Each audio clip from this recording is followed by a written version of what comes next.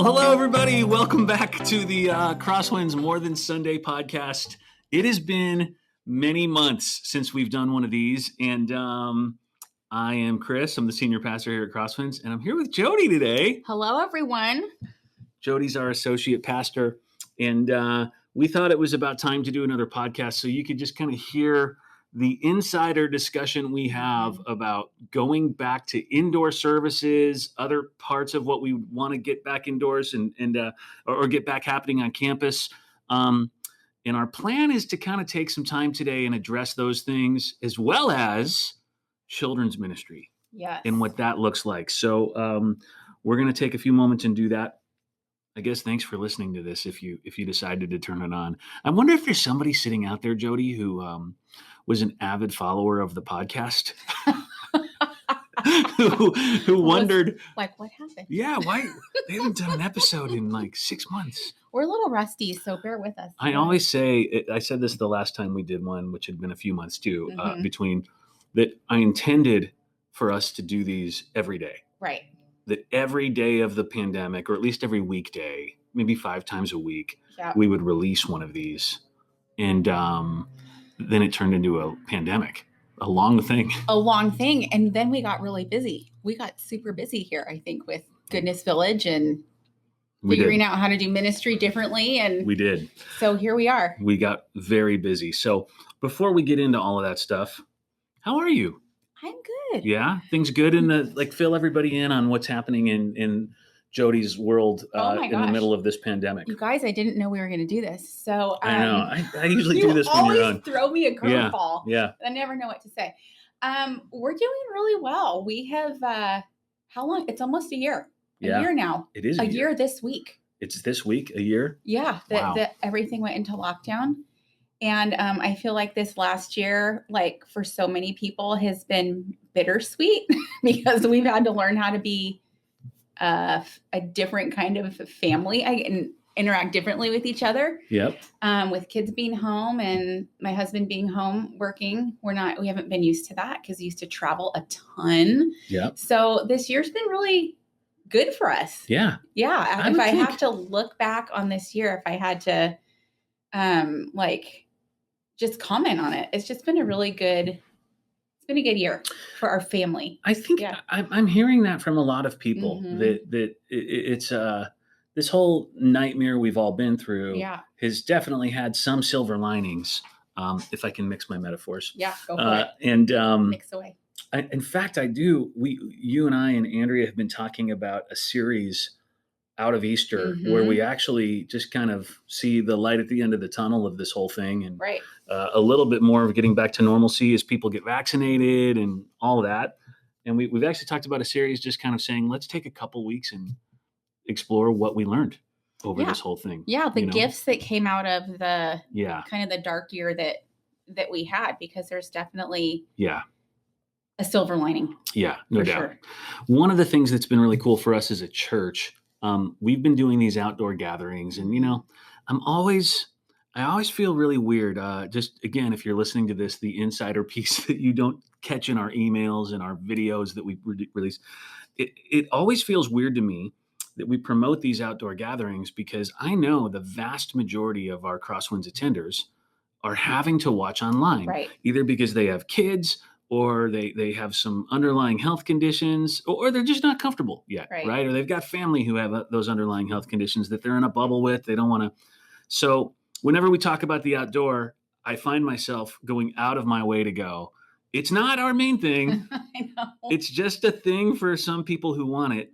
So I'm saying that again right now. It's not our main thing. The video is really where we've put the bulk of our effort. But we've been doing these 10 a.m. outdoor gatherings on Sunday here in the Grove. And one thing that's been really kind of a silver lining in all this is we're seeing a lot of new people come to CrossWinds in this Sunday morning outdoor gathering that we've never met before. Right. I think that there are people finding their way here who are just looking to be out, not just, I got to get out of my house, but just looking for that worshiping community. Yeah. Because they're starving for it. And while online is great, if that is what you have to be doing right now, stay safe and do that. but for those people who are able and have wanted to be in community, in church community, every week there'll be a group of people walking over the bridge, and I'm going, I don't know those people. And I think I know everybody here, but I don't know that group of people. So it's been interesting. It's been fun. It has been. It's been really cool to do it. When we first started it, I wondered if anyone would show up. Right. And it's actually growing every week. There's actually more people, it seems, each consecutive week than the one before. And it's been really good. So the question we constantly get, and this is one of the things we wanted to address today, and sometimes we get it at the outdoor thing, and sometimes we get it in emails or on Instagram, people asking, so when will we move back indoors for our Sunday morning worship services? No one has been real like, why haven't we done this yet? Upset, but just the question, when is that going to happen? Some of you might know that, maybe a month and a half ago, 2 months ago, the Supreme Court, I believe, ruled that it was okay for churches in California to start to gather again indoors at 25% capacity of their auditorium or sanctuary, is probably most churches call it a sanctuary, huh? Yeah, they do. We have an auditorium. We call it the exchange. I don't even know. Oh my gosh. No, there's a reason for that, that we won't get into on this today. But anyway, so we are allowed right now to put 250 people. We can fit about 1,000 people in that room. We're allowed to put 250 people indoors right now. And there's a reason we're still not doing it. I've got my reasons why we're still not doing it. I'm curious, Jodie, what would you say the reason would be? Well, I was talking to a friend the other day, and she goes to a different church, and this weekend is the first weekend they're going to be in person. Indoors. Yep. And she was explaining to me just the protocol and the things that they were putting in place to be able to do that, in terms of sectioning off the auditorium and removing chairs and putting up plexiglass and no singing and just a bunch of things. And number one, I just thought, you know what, the experience I think that we're getting outdoors, the quality of service that we are putting on in the Grove, it's great. As she was telling me everything that they were having to do, I thought, oh my gosh, what's that experience going to be like? So that was the first thing that went through my mind. And then I thought about outdoors, like, oh, we're doing a lot more outdoors than they're going to be able to do indoors. That was the first thing. And then the second thing is, I kept thinking, it's still not that safe. It's still not to do indoors. That safe to do indoors. We're allowed to, and we keep coming back to this when our team keeps talking about it. Should we? Shouldn't we? Yep. It's still not the safest option. We're doing the safest option with a better quality service. I guess I'll say that. Yeah. You could probably argue no service at all together would be the safest option of all. Well, sure. But I think the science has shown that the outdoor service is an incredibly safe thing. If we were to kind of follow the science on this, I think we'd go, it is perfectly safe to do this outdoor, or safe's a strong word. Maybe it's not too risky. Is it probably the best way to say that? There's very little risk of contracting the coronavirus with people socially distant, with masks on, outdoors, tons of open air. Right. But yeah, indoor, we're not confident on the safety yet. Just because the Supreme Court has ruled that it's allowable, doesn't mean that it's actually wise. Right. If that makes sense. That's a great word. I think the Apostle Paul said something very similar to this. Are you going to tell us what he said? No, it's just this whole idea of is it beneficial, right? Right, absolutely. And I don't know that that's the case. I love the first point you brought up, though, experience. So CrossWinds has always been a church that is very concerned about your experience as you come to church. I even as I say that, I feel a little embarrassed by it, because I feel like there's a part of what we think as followers of Jesus that hey, we should follow, even if it involves suffering or something like that. But this, you wouldn't go to church here if you didn't value experience as well. Right. It's why we do the music we do. It's why we have the coffee we have, greeters out there. Yep. We are trying to make this an incredibly valuable experience for people. And as teachers, when we teach in an auditorium that is 25% full, which we don't mind doing, we've done Sunday nights that are kind of the same thing as Right. Sunday morning with considerably less people. What we know to be true is the only way that becomes a good experience, and even then I wouldn't say it's an amazing experience, is when you push them all together. Right. Right. You can do 250 in our auditorium and have it feel good. The way it feels good is when we all gather together. But if you were to take 250 and scatter them all over the room, gosh. intentionally distant, and then you were to say, oh, no singing. And by the way, when we say no singing, we mean no band singing either. Right. So we're going to just listen no to live music. a track and lip sync, or what, I don't know what we would do. A lot of what makes CrossWinds, I just don't think we're allowed to still do. I know we're not allowed to do those indoors because I've been on the health department phone calls. So yeah. And can I say real quick too, a year ago, the week before we went on lockdown, I was the service host. And as I got up, and this was when everyone was starting to get real nervous about, and so our attendance was super low. And I remember just seeing pockets of people standing up on the stage, doing announcements, and just seeing groups of people spread out throughout our entire auditorium. And I thought, that's when it really started to hit me like, oh my gosh, we can't do. Is this the way church is going to be? And of course, no, because we went into, lockdown. But that feeling was so foreign for me as someone who's been here at CrossWinds over 20 years. Yeah. Right. Yeah. No doubt. It's weird. I do think there may be a day where we don't have a choice, that it does need to be like that. And we can hit that in a second. But the truth is, for now, we have this beautiful campus. The weather is starting to warm up. The trees are budding. The grass is green. The weeds are green, I guess I should say. Yeah, they are. But they look really pretty. They do. It does. Yeah, we have an incredible place where we have an opportunity to do some stuff outside that is really, really interesting. And for those of you who haven't been yet, every once in a while when we're at that, I'll just joke, maybe when we are allowed to go inside, we'll keep doing an outdoor service. Right. Just because what a beautiful campus we have that offers us that opportunity. And generally, when I say it, there's a cheer from people who would be so excited to do that in the future. So, look, I don't say that to say everyone should be coming out to the outdoor. And by all means, it's not our main thing. Did I say that yet? I think you said it's that not our main thing. Twice before. Our main thing, unfortunately, is the online thing right now. That is where we're really seeing CrossWinds gather to worship. But as more and more people get comfortable gathering, I think we've got a wonderful outdoor location, and we've made it through the winter. We've made it through the hardest part. So when I say I think a day is coming where we may find ourselves inside again and very spread out, it might be that as we hit next winter, if we're all still in this place, which I hope to God we're not. I'm going to knock on wood that we are not. Too. And pray. Let me pray that we're not. I'm crossing my fingers right now. We shouldn't just do all the superstitious things. we should pray too. We are pastors who very much believe in a God that has incredible power. But I think we will find ourselves again with the ability to continue to do outdoor as long as we need to. That's what I'm saying.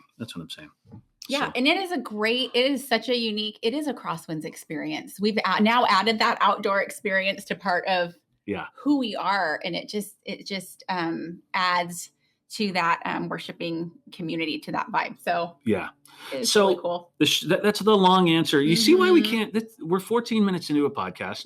We've answered one question, which is why is it we're not indoors yet? And this is why it's really hard to just explain that in an email.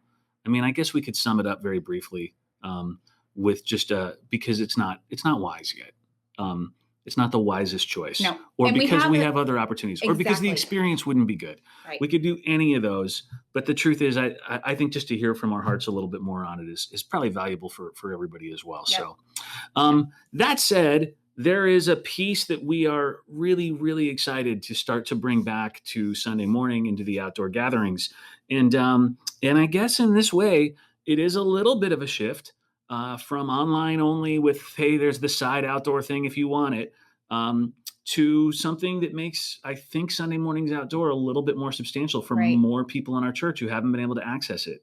And do you want to say what that is? Well, I was hoping you could tell me a little bit more about it, because we've been in dialogue about it for the last, 3 weeks, I guess. And I haven't been fully in all of the detailed conversations about it. So I do know that we are going to relaunch our children's ministry program, but we're going to do it in a very specific way. And I think you know more about that than I do. So why don't you tell me? You can ask questions. Enlighten me. I've intentionally, Jodie's not fully in the loop on this as much as our staff who are way more involved in it, so that as we podcast, she can ask the questions that a parent might ask, right? Yes. Or somebody else. So we realize there's a bunch of people who can't come to outdoor because they have kids, and we've not offered anything for that. We want to start to offer that. We also know that we've got a lot of people who their children and their families, they all miss this opportunity to hear about Jesus and have this experience that we love to offer here. So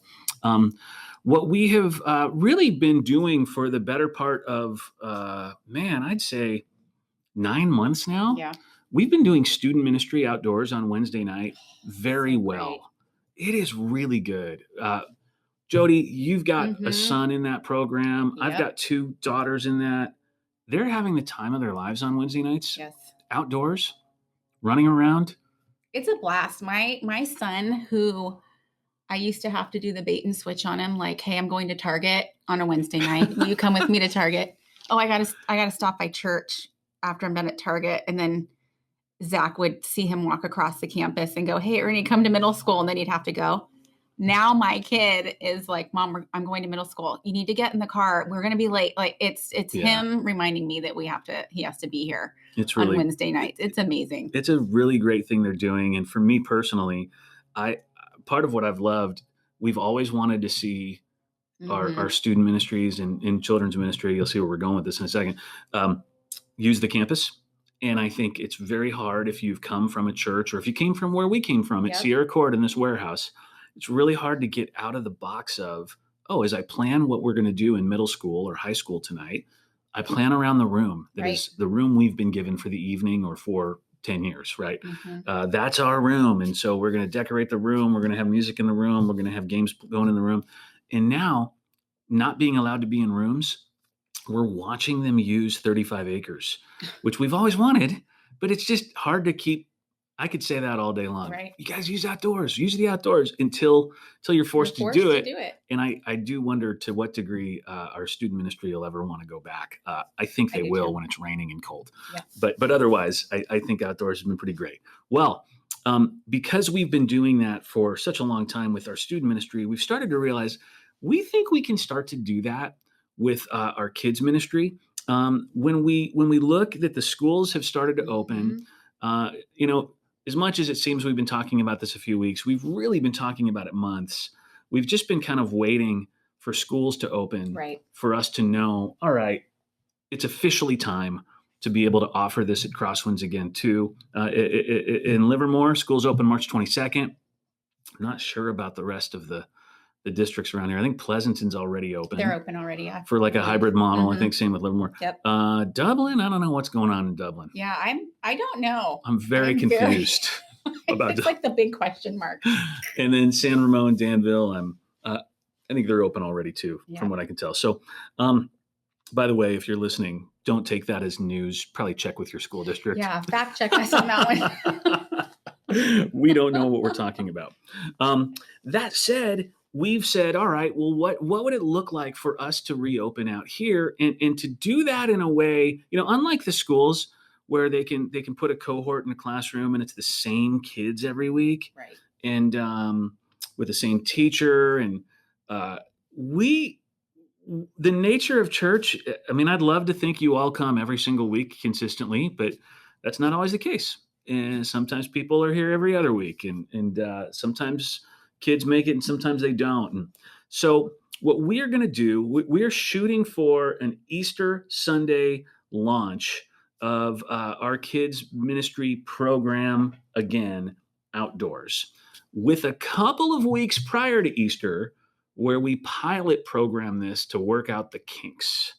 Well, What is a pilot? What does that mean? What Okay. is a pilot program? Explain to me. So our plan starting on Easter Sunday is going to be to allow people, just like we do on Sunday morning right now, outdoors Okay. for the adults, um, to reserve spots. In Okay. fact, Jody, you're the one who's been creating the Mm-hmm. outdoor reservation form. Right. We're going to have you add. By the way, do you mind adding? Oh, okay. I'm taking notes. Tell me. I'm Can ready. you? We're going to have you add a spot where you can also register your child, Okay. and we'll have them put their name of the child and Mm-hmm. their age. Okay. And in the same way that you are holding a slot for an adult on a Sunday morning, um, you would be holding one of our slots for kids on a Sunday morning. Okay. Starting on Easter, we're hoping to be able to manage 60 kids. Oh, wow. 60 kids. Now, we hope to see that number grow as we go through the course of time, and we can add more leaders. Mm-hmm. Let me explain, probably more importantly than how many kids and what the leaders situation looks like. Let me explain what's going to Right. be. Okay. We want to have kids come, check in outdoors, stay outdoors, hear a lesson outdoors, sit in small groups outdoors of like 5 or 6 kids that are together, probably age appropriate groups. Those kids will each be assigned one leader that will stay with them all day. Okay. Yes, there'll be games, but they won't be. There won't be Red Rover. Do they still play Red Rover? They do. Where you'll be like holding hands and running across a field and smashing into other kids. Right. I don't know if they call it Red Rover. You'll- Although some schools don't let you because it's dangerous. Oh, okay. Yeah. Accidents happen. I guess that makes sense. There was probably a lot of injuries when we played Red Rover on the playground. Okay, anyway, your kids will play with their 5 or 6 person small group. Even that will be socially distant and wearing a mask and outside. So it's pretty much what we've been doing on Wednesday night, right? Right. When you drop off your son, when I drop off my daughters, they're socially distant, they're masked, they're outside, and they're staying in their groups. Right. As groups, they may watch the big experience together. Someone might get up and teach or lead some songs, but even that, they're still sitting in their groups, distant from the other groups. Okay. Does that make sense at all? Yes, it totally does. I know that one thing they do on Wednesday nights when the students arrive is they're still doing temperature checks and doing screening and stuff. I'm assuming that would be, we're going to do that for kids. Yes, we'll do all the same things. Okay. And maybe the most important thing to note that we haven't said yet, and there's more to talk about here, but this is really crucial. This is for kindergarten aged on up. So we do believe that your kindergarten age, like 5 years old, right? 6. Yeah. They're able to keep their masks on and follow along with the rules and stay distant. We don't think that the 2-year-old or the 3-year-old. Nearly impossible. Yes.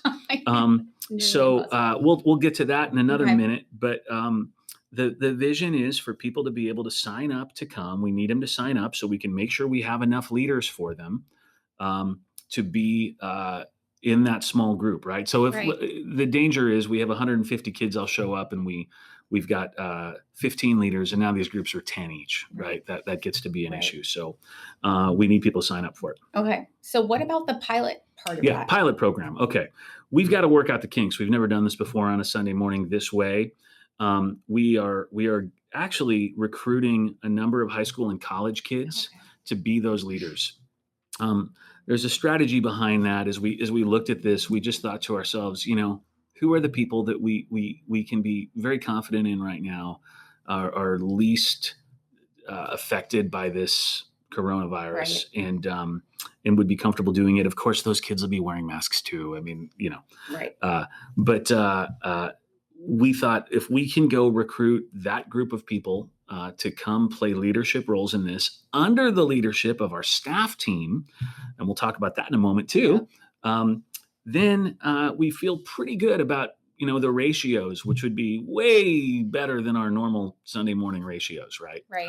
One high school or college kid for every 5 children that are participating.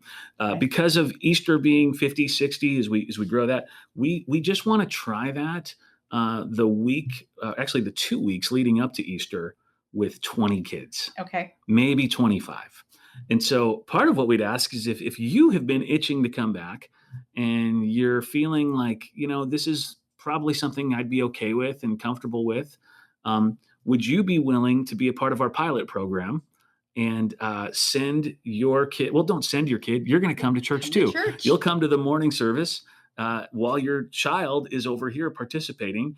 And if you would let us work out the kinks on your kids as guinea pigs, that would be really helpful. Now, the good news is I think we'll have a lot more leaders those days because they'll be training and learning all the protocols. Right. You'll have 10, 15 leaders for 20 kids, but I think that'll be a good thing. Okay, so the pilot program then, if Easter is first week in April, our pilot program starts when? When can I start? When can I sign my kid up to come to be part of that pilot program? Yeah, you can start signing your kid up to be a part of that pilot program for the 21st, the service of the 21st, which means that usually the registration opens for the service the week before. Correct. So Jody, you'd open that up on the 14th. Right.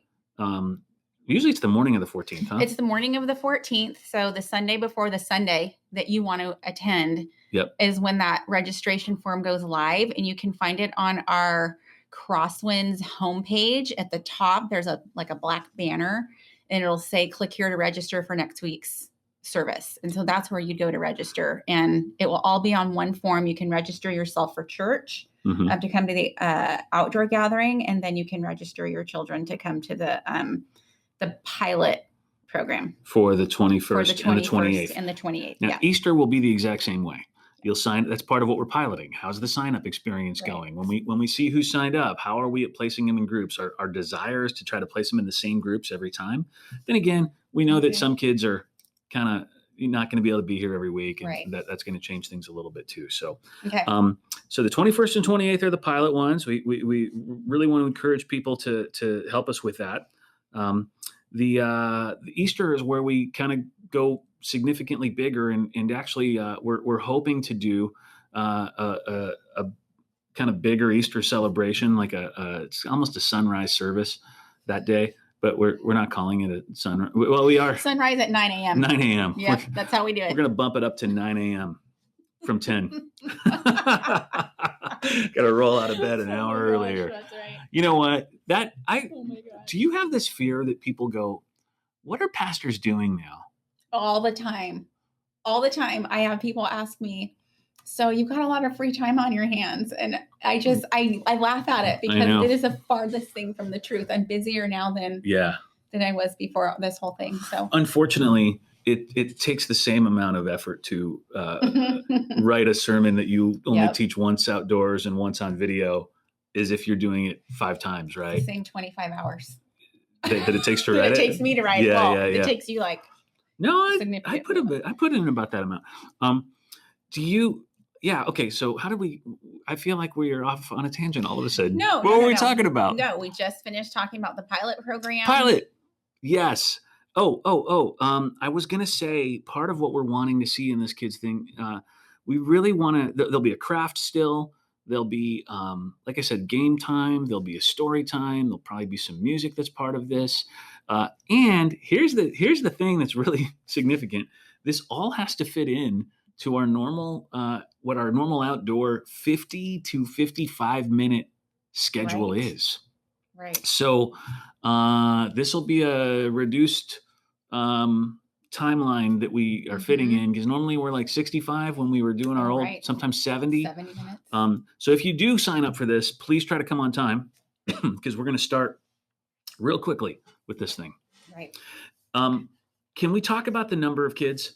Yeah. So the hard part is we know that there are hundreds and hundreds of kids that would qualify in this kindergarten and up, kindergarten through 5th grade kind of realm of age for what we're doing here. And how do we do this with 60, knowing that we're leaving out hundreds more? And that is the hard part.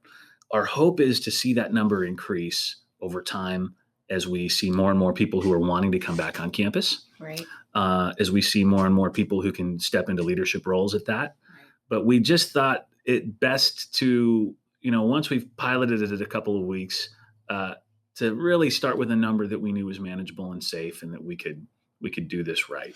Yeah. And I think the way we've been talking about it is that we're kind of baby stepping our way back into this. And so we need to baby step it in a way that is safe and manageable. And just so you know that, your kids' safety, just as we have said all along the way, that your safety is of the utmost importance to us. If you're going to trust us with your kids, then that is absolutely true. So we have to ramp up slowly in order to do this right. So, and we hope you appreciate that about the way that we're approaching it. Yep.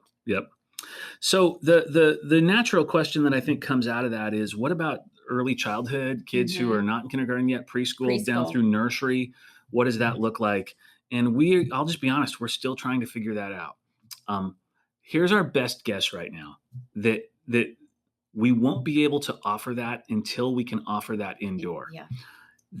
I can't fathom how we put babies outside or crawlers or toddlers and hope that they aren't running into traffic or the creek or, something along those lines. Would you agree? Yeah, it's a different ballgame, a totally different ballgame when we're talking about infants, nursery age, preschool. There's just a whole nother set of things to consider. So we're just not there yet. So as part of that, my guess is it's indoors, but indoors for them might be sooner than indoors for the rest of us. While we might be perfectly comfortable with staying outside with our adults and teens and elementary aged kids, because we know that those kids and adults are safe out there and can follow some rules. We might say, boy, but it is still a priority to offer this to families with kids who are birth through 4. And our thought on that, as best we can tell right now, I think it'll be when we start to see leaders who are able to get vaccinated, right? And that they are able to feel comfortable going into those indoor classrooms while everyone else is still outdoor to watch that group of people who are those children are at very little risk from what we've been able to tell, right? Right. And even this morning, I was reading that the CDC has now said that if fully vaccinated people can be in a room together unmasked. And so that would be, when we can get leaders and teachers who want to come back and who are vaccinated. I think that is an indication that it is a wise decision. It will be a wise decision at that point in time. Yeah. If we know that vaccinated people can get together unmasked, and then if we also know that kids 4 years old on down are not likely to be affected by the coronavirus, then maybe when we start to see some of our leaders who are able to step into those indoor rooms with those kids, we'll be able to do that. And, it just depends, because as you watch the vaccine rollout, it seems at times like it's been real slow. And then at other times you hear stories of people. I just heard a story yesterday of somebody whose friend works wherever, and they called them and said, if you can get down here in 5 minutes, we got 10 shots we've got to give that people canceled on. And so if we have enough people around here who've been vaccinated, and maybe this is you listening, and you'd say, I'd love to be able to help get these families back into church again. Man, for you to be able to step into a classroom and play that kind of a role for us right now, you'd be a hero. Yeah, let us know. Let us know. Yeah. So the only other thing I think that is, well, let me ask you. I'm so confused in my own mind. CrossWinds. This is the problem. Oh my gosh. I am aging. I'm 48. Yeah. I'm forgetting the things I'm saying as I'm saying them. I was telling Jodie and Andrea about this the other day, and Matt, I don't know what is happening. Okay. So I want to talk about our staff with that for a minute, because some of you know about a staff change, but real quickly, just going back again to confirm. Pilot program, love to have you sign up for that. Easter, we're hoping to launch it quite a bit bigger on Easter. We hope to see it continue to grow beyond that. If you can help us in any way with any of this, by all means, reach out. And let's talk now about who you'd be reaching out to. Yes. So who would they be reaching out to? Oh, this is what I meant to do that I forgot. Do you have other questions about the pilot program and Easter and any of that? Because you're like I said, a little more out of the loop. What have I not answered yet? No, I think you answered everything that I would have a question about. I want to know the days of the pilot. Yeah. The 21st and the 28th Yep. of this month. Sign-ups open a week early. Sign-ups open the Sunday on our before, website. The Sunday that I want to come on our website. Where on the website? Right at the top banner of the main page. Mm-hmm. Yep. And here's the thing too, you guys. If you go to register and it will not let you register, it freezes or it stalls out or it will not accept it. It just means it's full. Oh. That's how you know that for the kids, especially, it means that we've hit our limit on 20 kids for the pilot program. And it also means that we've hit our limit on the 60 kids starting Easter Sunday. So if that happens, just know that is what has happened. Good to know. Yes. Yeah. Adults will not be full. No. We've decided to open that up all the way now. We have permission to do that from the county. So we can fit 250 inside. We can fit 10,000 outside. Yep. So we're good as long as we stay distanced and wearing our masks for now. So, okay, people, let's talk personnel on this. So I recorded a podcast, 2, 3, 4 months ago now with Josh Piney, who's been our children's director for the last few years. Josh is amazing. You probably, if you're a family and are listening to this, I got an email from both him and I, but we went into more depth in the podcast, just kind of talking about calling and wiring, and Josh kind of coming to the realization that kids ministry is, at least as we know it, is not quite the right thing for him or this role specifically. And so Josh has been searching for a while, trying to figure out where to go. He's actually going to go. Am I allowed to just spill all of his personal info on this? Maybe. I don't know. He's going to send something out, I'm sure. By the way, we're doing a goodbye thing for Josh on like the 21st. So Matt's going to be emailing all of you families. If you want to come by and say goodbye to Josh, we're doing something. Oh, okay, great. Once again, the 21st, fact check me on that, everyone, with the email you get from Matt. Is that this Sunday? No. No, it's 2 Sundays from now. This Saturday. Okay. But as he's been searching, we've also been searching, and we've been interviewing some folks from everywhere, literally in and out of this country. Zimbabwe, right? Which was an interesting one. Yep. We talked to a woman who had done a lot of children's ministry in Zimbabwe, and then ended up actually running the entire children's program for a Carnival cruise ship, which I think would have been fascinating. Totally. Yes. Totally fascinating. Yeah. We have interviewed some people from Colorado and from the Philippines. I mean, literally from all over. And where we've actually landed is to do a little bit of a restructuring within our family ministries department. And then adding someone we're bringing on staff in a children's role. So to explain it, many of you guys know Zach Holstra. Zach has been our middle school pastor and level up pastor for the last few years. He was hired by Josh Piney. In fact, I always tell Josh, like, that's one of the best moves you ever made. 100%. Hiring Zach. Yeah. Zach's been incredible. And Zach has been leading basically 4th grade through 8th grade for now. We've decided to move Zach into a role that we're calling really family pastor. And that means it's birth through 8th grade. Right, Jodie? Yes, it's birth through 8th grade. And just for those of you who don't know, our 4th and 5th grade, when you hear us refer to level up, level up is 4th and 5th grade. Thanks. Zach also does middle school. So he was just doing level up and middle school, but now this is a newer thing for him that he's also taking on birth through 3rd grade. Yeah. Yeah. I'm going to record a podcast at some point here with Zach where we can just talk a little bit about that and his passion for it and what his vision is for it. But what that means, it doesn't mean that Zach is going to take the wonderful things he's brought into middle school ministry and go, you know what I do with 7th graders? It's going to go really well with 2-year-olds. Oh my gosh. No. What it really means is Zach is leading out the department and giving some overall vision and leadership to this. And so as part of that, 2 things we've done. One is we've brought Janice Rollins back on our staff. If you've been coming here for a while, you know Janice. You've met Janice. Janice is out there every week around check-in and has been leading out early childhood for a long time. She's pretty much born here, you guys. She was been here since she was born. Yeah.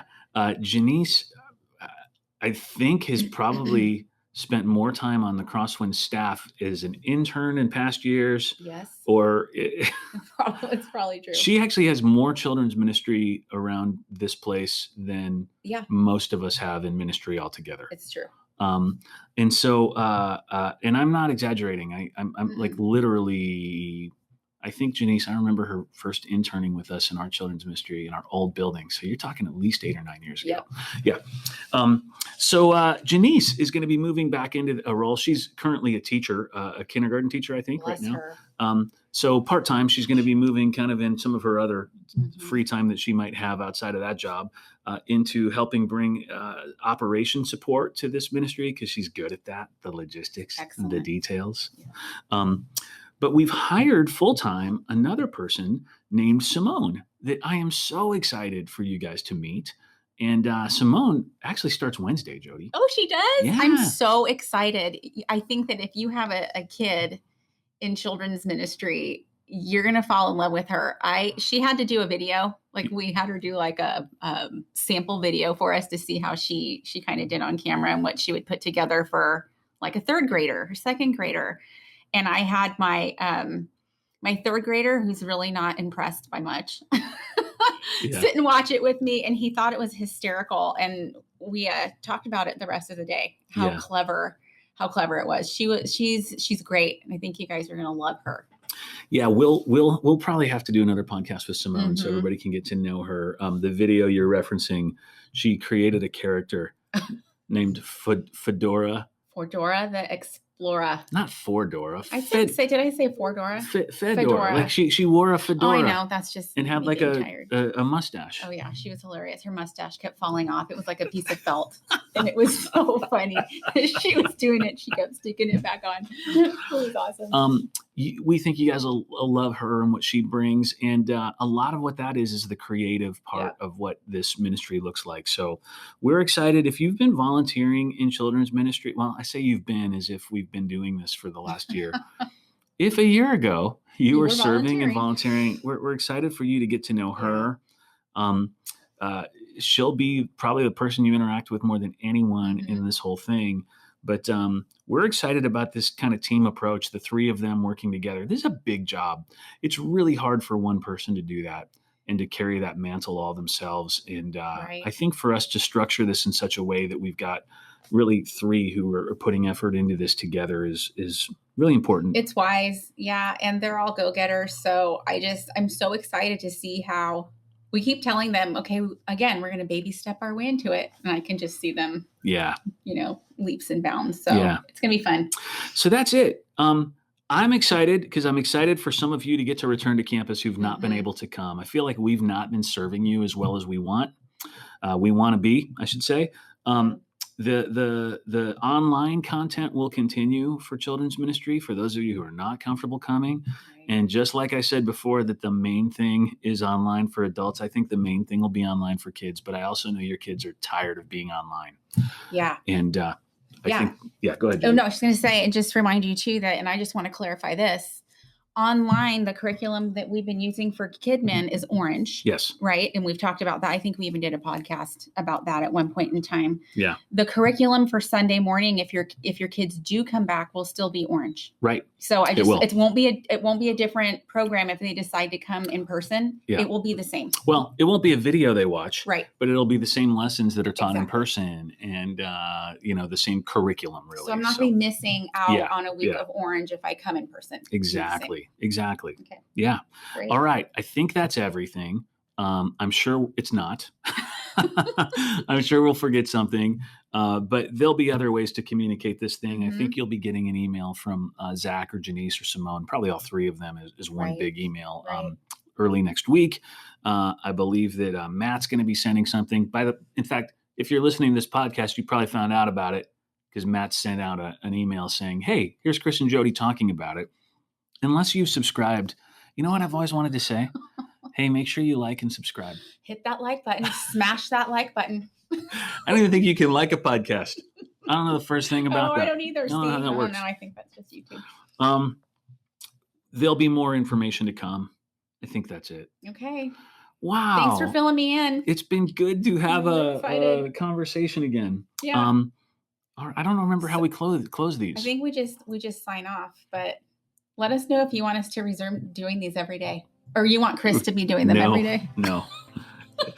That'll be the moment. Nobody lets us know, and then we'll be really defeated. All right. Thanks, everybody. See Thanks ya. for listening. Thanks.